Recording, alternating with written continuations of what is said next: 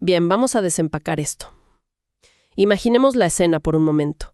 3 hombres suben a la cima de una montaña acompañados de su maestro. Alguien con quien han caminado, compartido el pan, recorrido caminos de tierra y pues dormido bajo las estrellas durante años. Claro, lo conocen perfectamente. Exacto. Saben cómo ríe, saben cómo habla, y de repente, frente a sus ojos, ocurre algo que el ojo humano apenas puede soportar. La figura de ese amigo se transforma por completo. ¡Wow! Su rostro empieza a brillar con una intensidad que, es cegadora, como mirar directamente al sol en su punto más alto. Y su ropa se vuelve de una blancura que desafía la luz misma. Sí. El rostro de ese amigo refleja de pronto la gloria del universo entero. Pero la gran pregunta es, ¿qué pasa cuando la visión termina?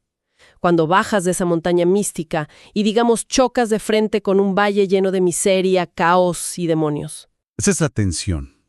Así es, y esa es precisamente la tensión brutal que vamos a explorar hoy en esta inmersión profunda. Vamos a aplicar una exégesis cuidadosa para desglosar el capítulo 17 del Evangelio de Mateo. Un texto fundamental. Totalmente. Queremos analizar ese choque entre la gloria pura y la cruda realidad humana. Nuestra misión para quienes nos escuchan hoy es doble. Primero, mantener la sana doctrina y redescubrir a un Cristo que nuestra cultura moderna ha intentado desesperadamente domesticar.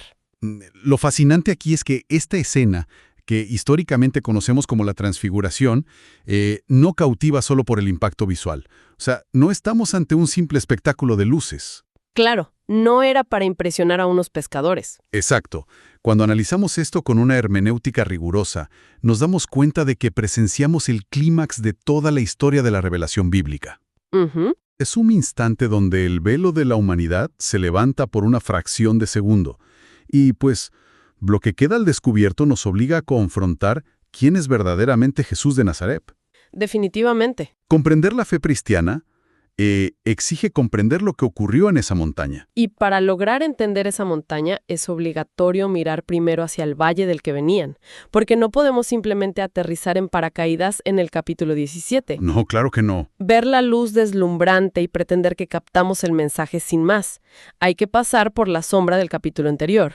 El capítulo 16 es realmente el momento bisagra para todo el relato. Sí, totalmente. Porque ahí ocurre una de las conversaciones más intensas de toda la Biblia. El contexto exegético lo dicta todo aquí.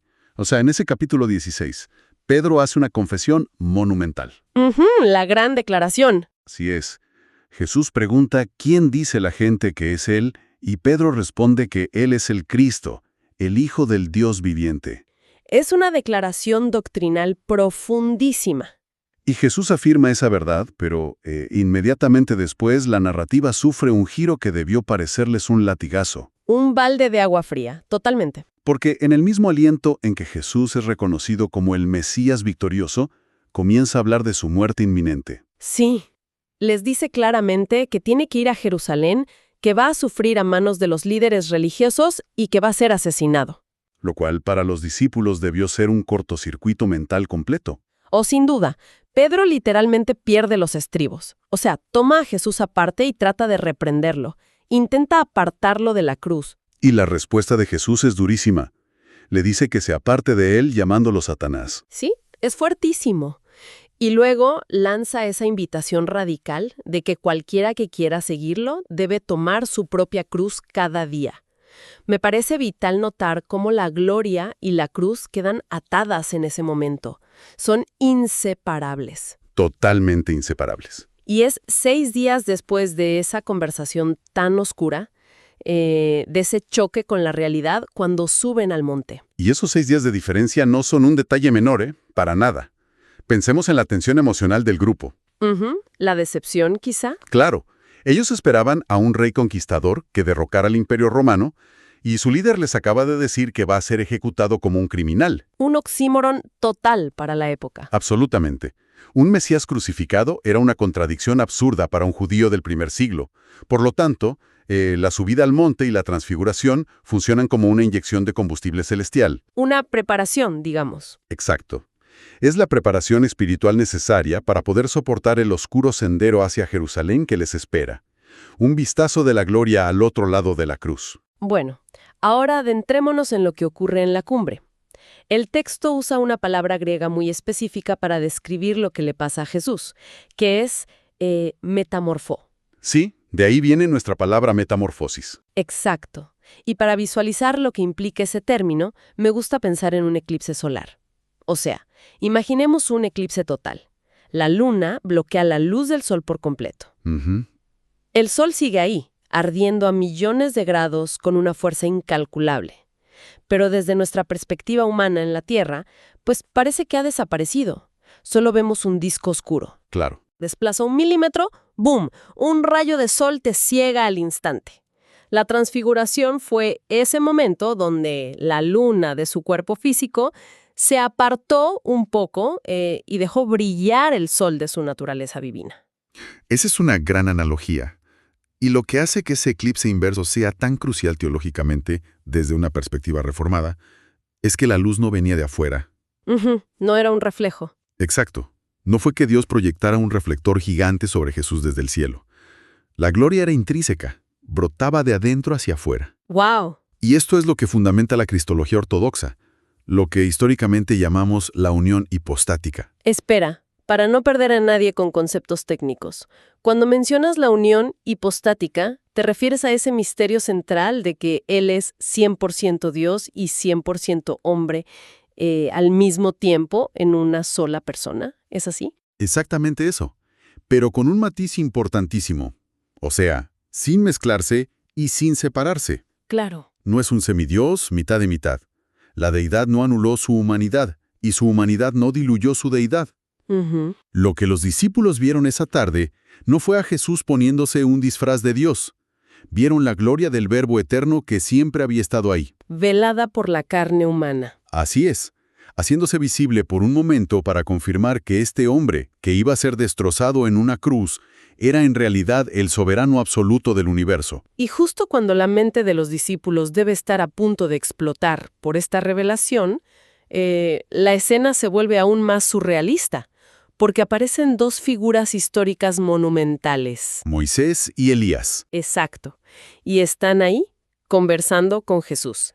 Aquí es donde se pone realmente interesante, porque la reacción de Pedro es tan genuinamente humana que da, pues, un poco de risa y compasión al mismo tiempo. Sí, pobre Pedro. Pedro dice algo como, Señor, qué bueno es que estemos aquí, hagamos 3 enramadas, una para ti, una para Moisés y otra para Elías. A simple vista, parece que Pedro solo está divagando por el miedo. Pedro estaba aterrorizado, sin duda. Pero su propuesta de las enramadas o tiendas no era tan aleatoria como parece a primera vista. Ah. ¿No? En la cultura judía del primer siglo existía la fiesta de los tabernáculos, o de las enramadas. Era una celebración que no solo recordaba el tiempo de Israel en el desierto, sino que pues tenía un fuerte componente escatológico. O sea, apuntaba al futuro. Apuntaba al final de los tiempos, exacto, cuando Dios habitaría permanentemente con su pueblo en gloria. Al ver a Jesús glorificado junto a Moisés y Elías, la mente de Pedro hace una conexión cultural inmediata.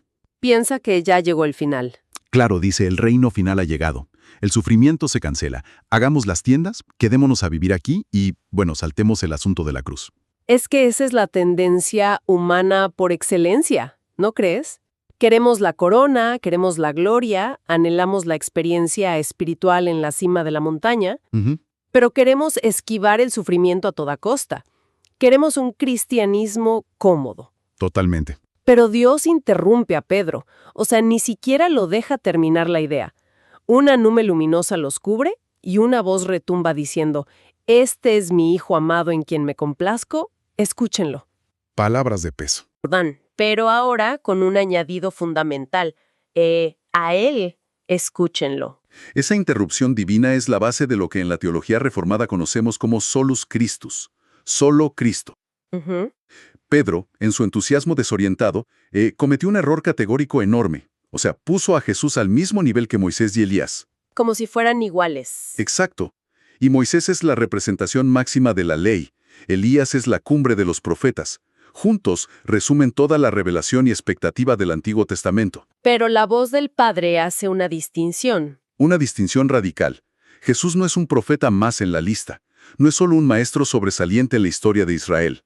Moisés y Elías fueron siervos preparatorios, pero Jesús es el Hijo. La palabra final. Él es la revelación definitiva y encarnada. Todo lo anterior apuntaba a Él, y todo lo posterior brota de Él. Lo fascinante de esto es que, al escuchar la voz de Dios, la reacción de los discípulos no es de paz o de un gozo extático. Al contrario. Caen sobre sus rostros. Llenos de terror. Y tiene todo el sentido del mundo. Cuando la pureza inalterable de la santidad divina choca con seres humanos caídos y pecadores, pues el resultado natural es el terror absoluto. Así es. La gloria sin mediador nos aplasta. Pero entonces, ¿qué significa todo esto? Ocurre uno de los gestos más hermosos del relato. Jesús se acerca. Sí, Jesús se acerca, los toca físicamente y les dice, levántense, no tengan miedo. Esa es la imagen perfecta del Evangelio, ¿verdad? El mediador acercándose a la humanidad aterrorizada por la santidad de Dios. Ese contraste es bellísimo. La voz del Padre que aterra y el toque del Hijo que restaura. Es el Evangelio en acción. Necesitamos a Cristo como nuestro mediador. Su humanidad le permite acercarse a nosotros en nuestro terror, mientras que su divinidad asegura que ese toque traiga verdadera gracia y perdón, no condenación. Ahora, aquí hay algo que siempre me ha hecho mucho ruido en esta historia. A ver. Mientras bajan de la montaña, Jesús les da una orden clarísima. Les dice, no le cuenten a nadie sobre esta visión hasta que el Hijo del Hombre resucite de entre los muertos. El famoso secreto. A ver, detengámonos ahí. Esto parece completamente ilógico desde un punto de vista estratégico. Sí, suena contradictorio. O sea, si acabas de revelar que eres el Rey glorioso del universo, ¿por qué pedirles que guarden el secreto? ¿No sería ese el momento perfecto para gritarlo a los cuatro vientos? Es una excelente observación. Y si conectamos esto con el panorama general, toca el núcleo del llamado secreto mesiánico. Claro. Parecería el momento perfecto para una campaña de relaciones públicas masiva, digamos. Pero eso habría destruido el propósito de su venida. ¿Por qué lo dices? Porque si los discípulos bajaban y pregonaban, «Oigan, Jesús brilla como el sol y habla con Moisés», pues el fervor popular se habría desatado. Ah, claro, la política. La multitud habría querido coronarlo rey por la fuerza, iniciar una revolución militar contra Roma y exigir una utopía terrenal inmediata. En otras palabras, la gente habría abrazado una teología de la gloria, rechazando de plano la teología de la cruz. Querían al rey conquistador, no al cordero sacrificado. Exactamente. Por eso la resurrección es el ente hermenéutico obligatorio para interpretar a Jesús. Sin la cruz y sin la tumba vacía, la transfiguración se habría mal interpretado como una simple señal de poder político. Todo cobra sentido después. La gloria de esa mañana en el monte solo tiene sentido pleno a la luz de lo que viene el domingo de resurrección, demostrando que la verdadera victoria pasa por el sufrimiento sustitutorio. Y vaya choque de realidades enfrentan al terminar el descenso. Pasan de estar rodeados de luz celestial y escuchar la voz audible de Dios a chocar de frente con un mundo caído. Un valle de dolor. Un valle lleno de gritos, de demonios y de profundo fracaso humano. Al llegar abajo, se encuentran con un padre desesperado cuyo hijo sufre convulsiones terribles por un demonio. Sí, una escena trágica. Y lo peor del caso es que los discípulos que se habían quedado en el valle intentaron sanarlo y fracasaron rotundamente. Es la pintura de nuestra realidad en su máxima expresión. Y la evaluación que Jesús hace de esa escena es punzante. Cuando los discípulos le preguntan en privado, ¿por qué fueron incapaces de expulsar al demonio? Jesús no les da una técnica nueva, ni una fórmula mágica. Les dice directamente, por su poca fe. ¡Wow! Y es aquí donde introduce esa famosísima y muchas veces malinterpretada enseñanza sobre la fe del tamaño de un grano de mostaza que puede mover montañas. Me parece vital cómo se aborda este punto en la exégesis cuidadosa, porque hoy en día abunda esta noción extraña de, digamos, tener fe en la fe. Sí, un gran error. Tratamos la fe como si fuera una especie de músculo espiritual, pensando que si logramos concentrarnos lo suficiente o si bloqueamos cualquier duda de nuestra mente, entonces obligamos a Dios a hacer lo que queremos. Como si fuera magia. Exacto. Y para ilustrar lo peligroso que es esto, pensemos en una analogía.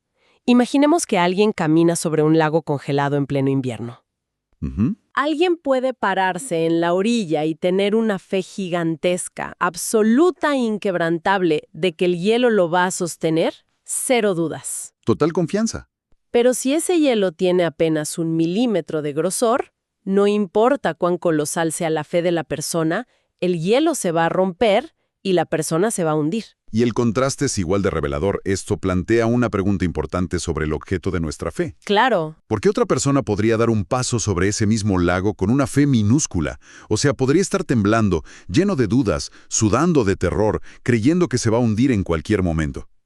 Pero si el hielo debajo de sus pies tiene 2 metros de grosor, de sólido bloque de invierno, esa persona va a estar completamente a salvo a pesar de sus dudas. Exacto. Lo que salva a alguien de hundirse no es la fuerza ni la intensidad de su fe. Es el grosor del hielo. No necesitamos generar una fe gigante basada en esfuerzo emocional. Necesitamos una fe, aunque sea pequeña, temblorosa, depositada en el hielo grueso. O sea, depositada en el Dios correcto. Esa ilustración captura perfectamente la esencia de la crítica que el texto hace a muchas corrientes contemporáneas y reafirma la teología reformada. Hay un enfoque tan desmedido en las iglesias hoy en día en el esfuerzo humano por generar más fe, como una autosugestión psicológica. Sí, totalmente. Que olvidamos mirar hacia afuera. El texto no nos llama a examinar constantemente el tamaño de nuestra fe, sino a admirar la majestad del objeto de nuestra fe. El Cristo transfigurado. Exactamente. Una fe genuina mueve montañas no por alguna propiedad mágica inherente a creer, sino porque está anclada en el Dios soberano que tiene el poder real de moverlas. Y esto nos empuja a confrontar un peligro inminente que veo mucho hoy, que es la tendencia a domesticar a Jesús. Un gran problema. Vivimos en una época que prefiere a un Cristo cómodo, ¿no? Lo queremos reducir a un eslogan de camiseta, a alguien que encaja en nuestras agendas apretadas y que simplemente aprueba todo lo que hacemos. Un Jesús decorativo, digamos. Un Jesús decorativo, sí. Olvidando al Rey glorioso que hace caer rostro en tierra a los hombres. Es una domesticación que le roba el asombro a quienes dicen seguirlo. El Cristo que revela este pesaje no es un gurú moderno. Es el Hijo del Dios Altísimo. Perder de vista la trascendencia de Dios es un peligro teológico enorme. Mantener esta tensión es vital. O sea, Él es el Dios incomprensible y glorioso. Y a la vez el Salvador. El Salvador inmanente, que se agacha en nuestra miseria para tocarnos con gracia. Es un equilibrio delicadísimo, el asombro reverente y la profunda gratitud. Entonces, para intentar sintetizar todo este recorrido por las fuentes, ¿cómo reconciliamos la experiencia de la cima con la realidad del valle? Esa es la gran aplicación. Porque es evidente que no nos podemos quedar a vivir en la montaña, por más que, como Pedro, querramos construir tiendas ahí. En resumen, ambos entornos son indispensables, pero tienen propósitos distintos. El monte es absolutamente necesario.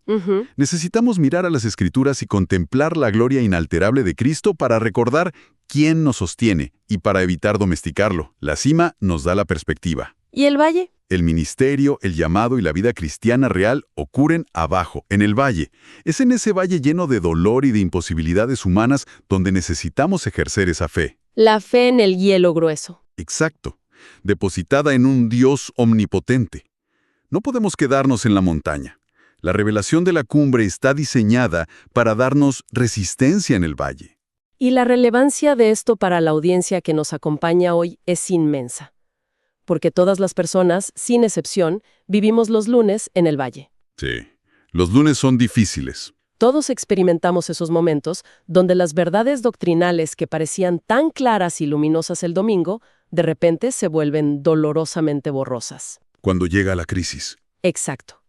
El capítulo 17 es un recordatorio de que la oscuridad del valle no anula la luz del monte.